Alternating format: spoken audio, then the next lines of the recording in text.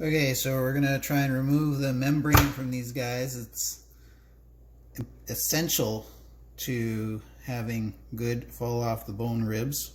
So you just sort of work and find the membrane. There it is there. And it's pretty slippery, so I always use a paper towel. Once you get it started, this little part right here, just grab it with a paper towel and just give it a pull. This is totally inedible.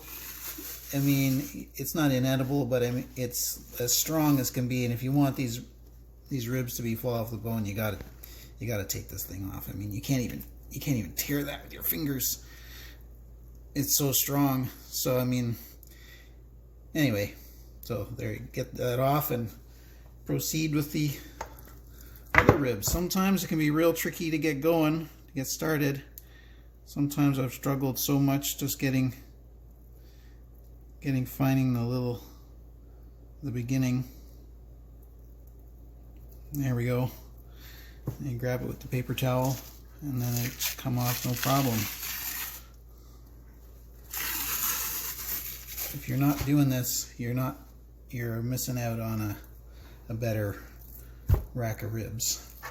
Let's see if we can make this a 3 for 3 super easy. Oh, that might be it there. Yeah.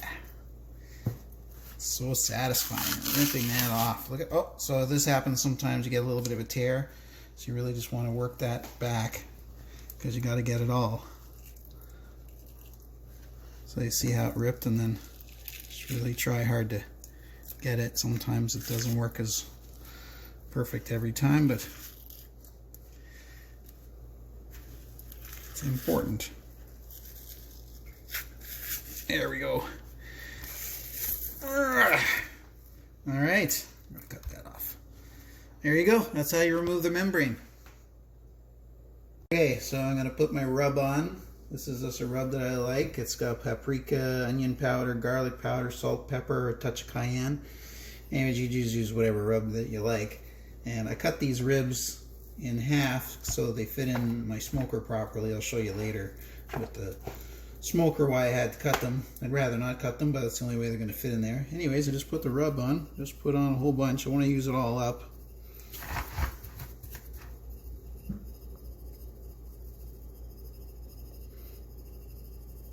So just sort of pat it in there good. I'll do the little bit on the back too. I don't put as much on the back, but I try and get the sides and everything because I want lots of flavor there.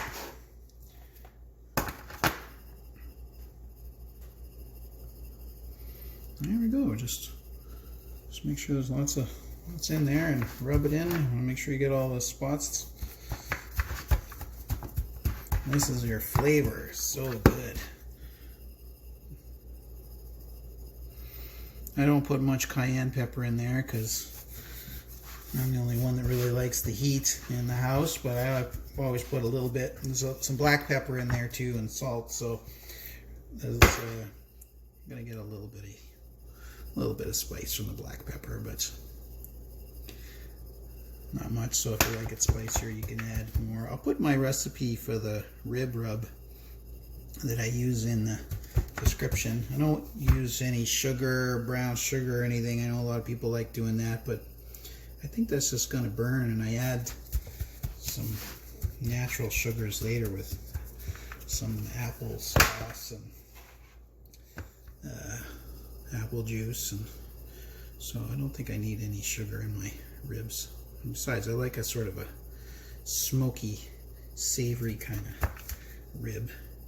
And besides, you can put a barbecue sauce on later if you want them sweet or tangy or whatever. You just put your favorite stuff. But the rib rub, I mean, you just want whatever sort of spices you like. It doesn't have to be perfect, but I really like this one. It's a good rib.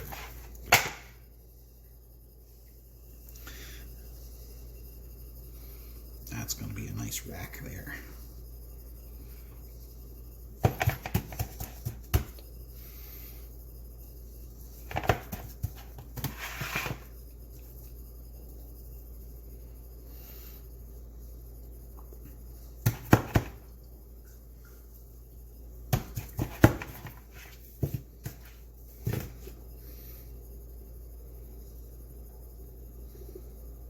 You make sure you use it all up.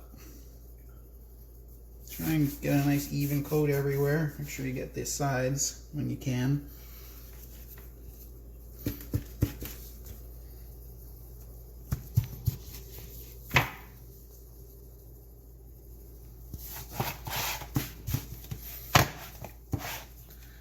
Doesn't have to be perfect, but it's got to be everywhere. The more you can get on there, the better. It's going to soak in a bit when you go. It's not going to fall off really much.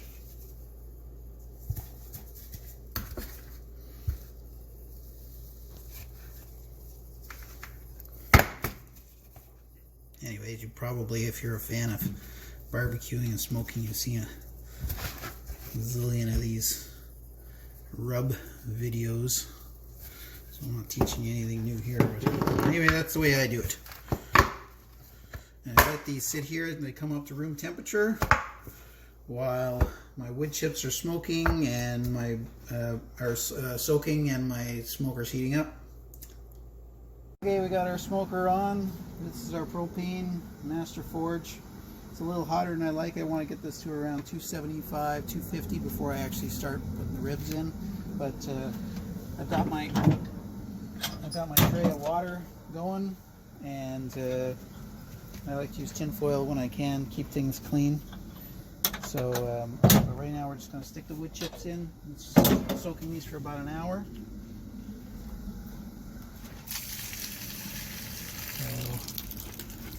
Let's get some of the water off of there. It's okay, there's lots of excess water, obviously.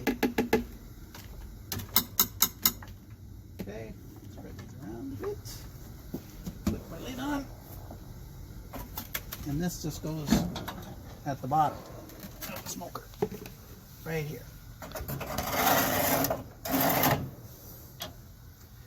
And we're going to leave that until we have a constant temperature of around 275, and then we'll put the ribs in. Okay, so we're just at about 275, maybe just slightly higher. It's good enough on the temperature. Looks like it's just about right, so we're going to throw our ribs in. So what we do is we've got our ribs here. I've got the thicker part of the ribs, these bottom sections. I'm going to put those on the bottom. Anyways, they just slide right in, of course.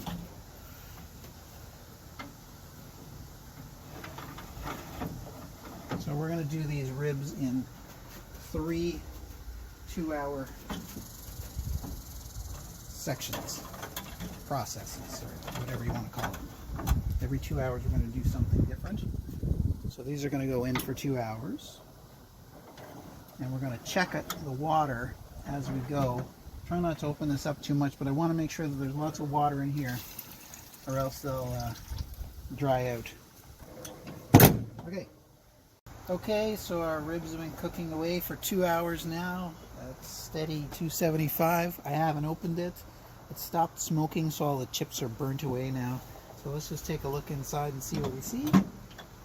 Our ribs are looking good. Our water is getting low, so we're going to add some more water. It's super important that we do not run out of water. It'll just cook your ribs. It's way too much. So they're looking really good right now. So we're going to give them another hour, and then we're going to take them out and wrap them. All right, I'm going to take these off. I'm taking them off a little less than an hour after the last time when I checked them, because I think they're getting a little dark here. So I'm going to take them all off. I don't want to overcook them. They're looking nice. Starting to pull back from the bone a little bit. So these ribs are actually cooked now, but they're not fall off the bone yet. So I want to keep cooking these. I'm going to give them another 2 hours. But before I do that, we're going to wrap them. Alright? So let's go inside.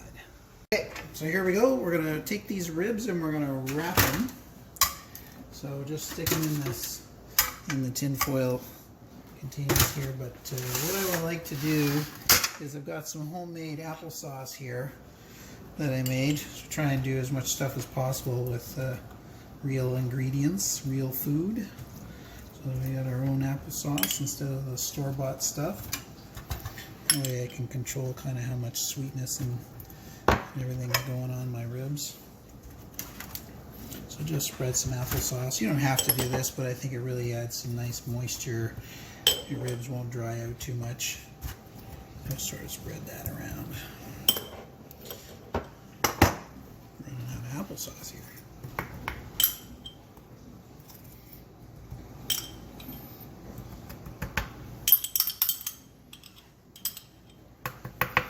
Oops.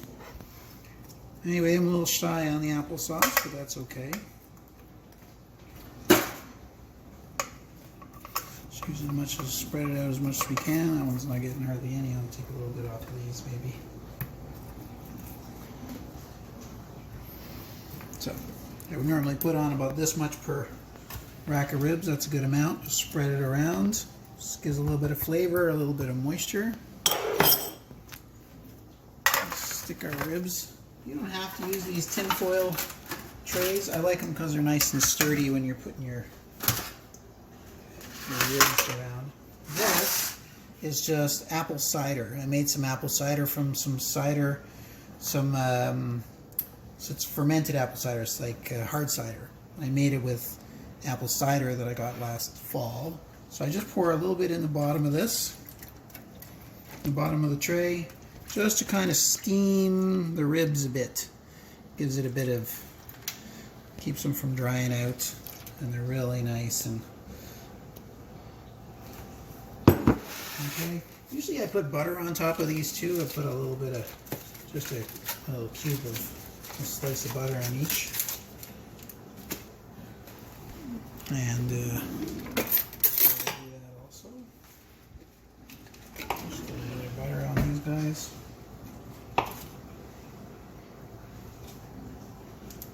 You don't have to do this,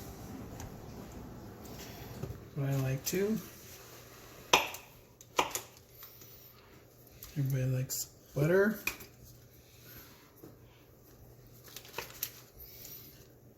Some people I've seen videos they use like margarine, and but I like using real food when possible. Now we're going to take these and we're going to wrap them with some tin foil.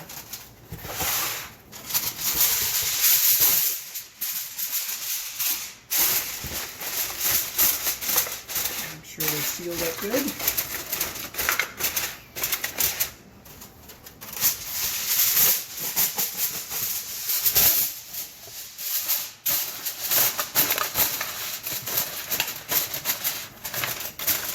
And now we're just going to throw them back in the smoker for 2 hours, and then they're done. Right, so these are on in the smoker for another 2 hours in my tin foil containers, just really continuing to cook and steam. And there you go. You can see the ribs now. The meat's really pulled back from the bone, and now look at this. Look at, is that incredible? This is just fall off the bone. Couldn't have more tender ribs than that. Super yummy, nice and moist, real super tender. Delicious. Anyway, that's how I make my fall off the bone ribs, coming off perfectly clean. Just put your favorite barbecue sauce on, or eat them the way they are. So if you didn't want them to be this moist, then you wouldn't put in this as much maybe of this stuff, or you might take them out now. You could stick them back on the racks and just stick them in the smoker for 15 minutes, and that'll dry them up a little bit. But this is the way I like them.